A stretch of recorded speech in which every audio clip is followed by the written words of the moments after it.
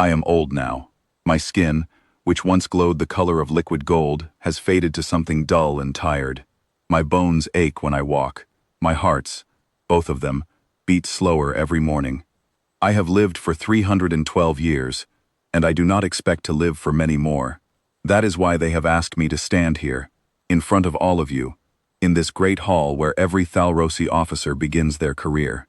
It is graduation day, and I have been given the honor of delivering the final advice. The one truth that a dying elder passes to the young before he leaves this world forever. You are expecting me to speak of glory, of conquest, of the great thalrosi fleet that once ruled 400 star systems. I can see it in your eyes, that hunger, that pride. I was just like you once, but I did not come here to talk about glory. I came here to warn you. My advice is simple. Write it on your walls. Teach it to your children. Carry it with you into every corner of this galaxy, and never, ever forget it. Never start a war with humans. I see some of you smiling. I understand. I smiled once too. Humans, those small, soft creatures from that ordinary yellow star on the edge of the western spiral. They live for barely a century. They spend half that time arguing with each other. They are fragile enough that a fall from a moderate height can kill them. Their homeworld is mostly water, and they cannot even breathe underwater. Why would anyone fear them? Sit down. Let me tell you why. 200 years ago, I was not the broken old creature standing before you. I was young, sharp, ambitious. I had just been elected to the Grand Senate, the youngest senator in 3 generations. I believed the thalrosi were the greatest civilization the galaxy had ever produced, and I was not entirely wrong. We had ruled for 6,000 years. We had never lost a war. Our ships were faster, our weapons stronger, our strategies refined over millennia.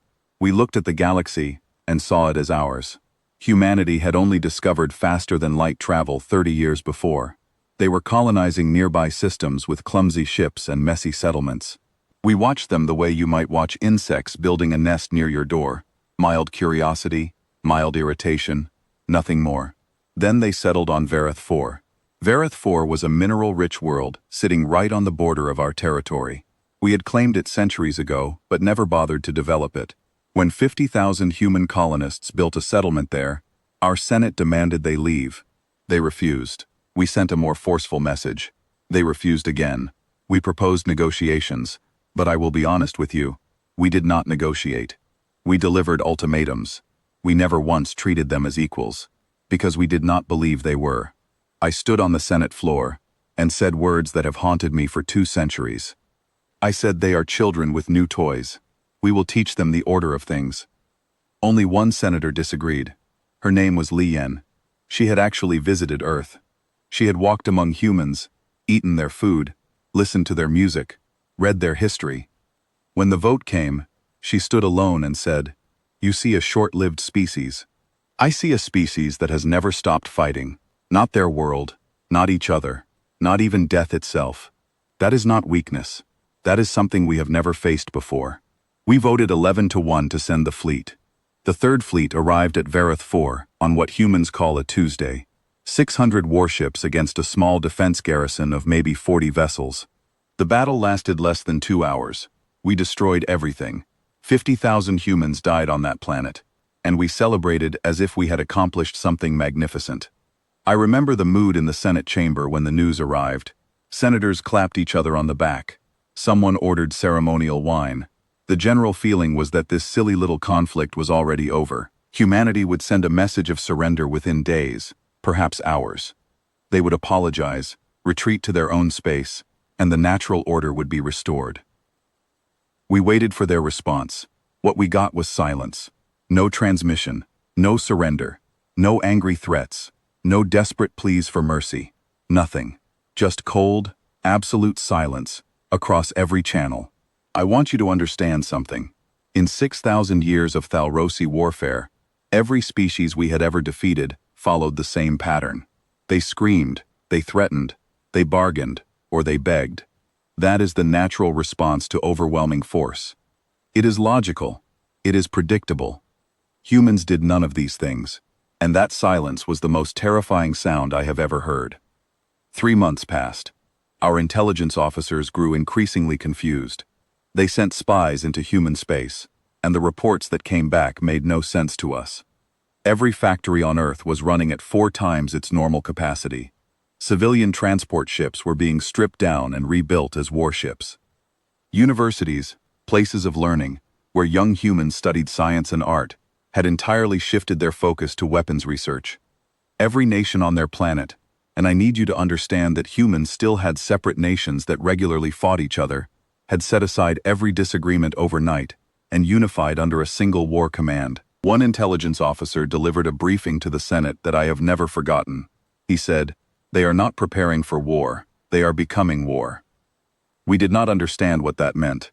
We learned. The first counterattack came exactly 97 days after Varath 4, but they did not strike our fleet. That is what we expected, and humans, I learned, never do what you expect. Instead, they hit our supply lines. 6 simultaneous strikes on fuel depots, communication relays, and shipyards across 3 different systems. Perfectly coordinated, surgically precise. We were stunned. This should not have been possible. They had only possessed faster-than-light travel for 3 decades. How could they coordinate across multiple star systems with this level of precision? The answer was something I have come to call desperate creativity. Our engineers eventually discovered that humans had collected wreckage from the Battle of Varath 4, pieces of our own destroyed ships, and reverse-engineered our technology. Not perfectly, not elegantly, but functionally. What had taken our scientists centuries of careful, methodical development, humans had brute-forced in weeks, with duct tape, improvised wiring, and sheer stubborn refusal to accept the impossible. The war that followed lasted 18 months. I will not describe every battle, but I will tell you about the moments that changed me forever. At the Battle of Rethan Corridor, human ships arrived that were barely holding together. Outdated designs, patched with improvised welding, leaking atmosphere from cracks in their hulls. Our admirals laughed when they saw them. They stopped laughing when those ships accelerated to faster-than-light speed and rammed directly into our carriers. The pilots were still inside. They had volunteered for this. They knew they would die, and they did it anyway, gladly, because each one of them took a thalrosi warship with them. We had no response to this. No species in our history had ever willingly destroyed itself to harm an enemy. We could not comprehend it. Our psychologists called it madness. Our admirals called it terrifying. The humans had a simpler word for it. They called it sacrifice. At the siege of Korvath Prime, humans hacked into our orbital defense grid using a computer virus that our best engineers could not understand. It broke every known principle of programming. The code was irrational, chaotic, built from 3 different alien programming languages, and, as one of our analysts eventually determined, something called video game exploit logic. It should not have worked. It worked perfectly.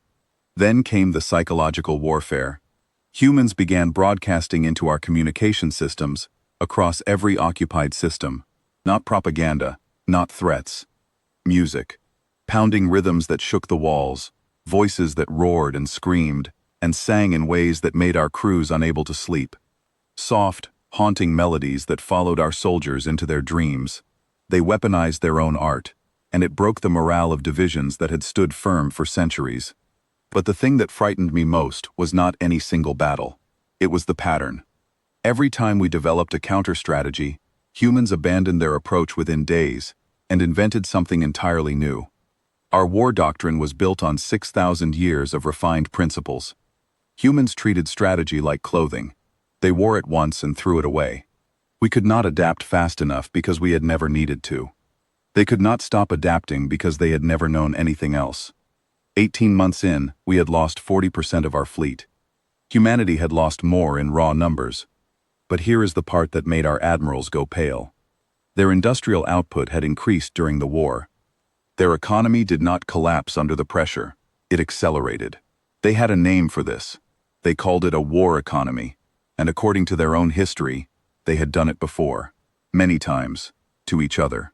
One of our admirals, a veteran of 9 wars, submitted a classified report to the Senate after studying human history files.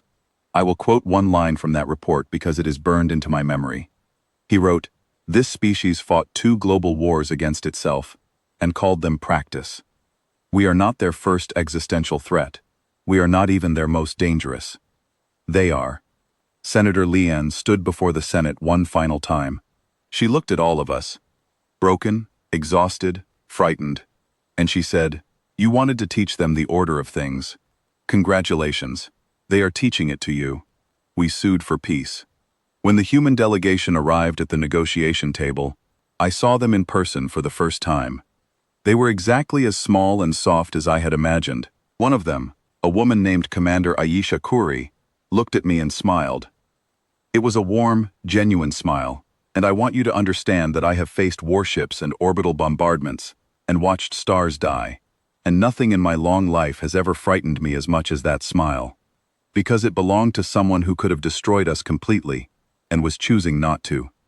Their terms were reasonable, not harsh, not punitive, not designed to humiliate us. They wanted Vareth 4 recognized as a shared colony. They wanted a formal apology for the 50,000 civilians we had killed. They wanted a mutual defense pact and cultural exchange programs. After everything we had done to them, they wanted to be friends. Commander Khoury said something to me as we signed the agreement. She said, "We do not fight wars to destroy people. We fight wars so the next generation does not have to. If you want to be our enemy, we will be the worst enemy you have ever faced. But if you want to be our ally, we will be even better at that." She was right. About all of it. The alliance between our species became the strongest in galactic history. Humans helped us rebuild what they had destroyed. They shared technology and medicine.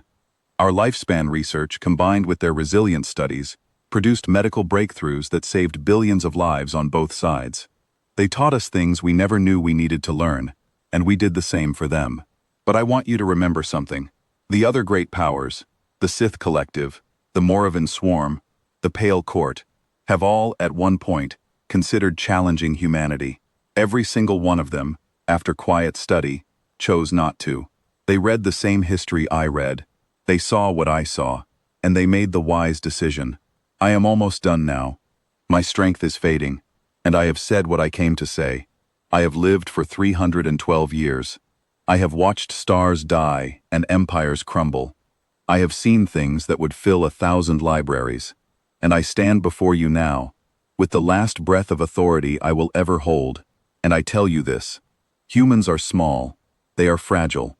They live for barely a century, and they are, without any doubt, the most terrifying force this galaxy has ever produced.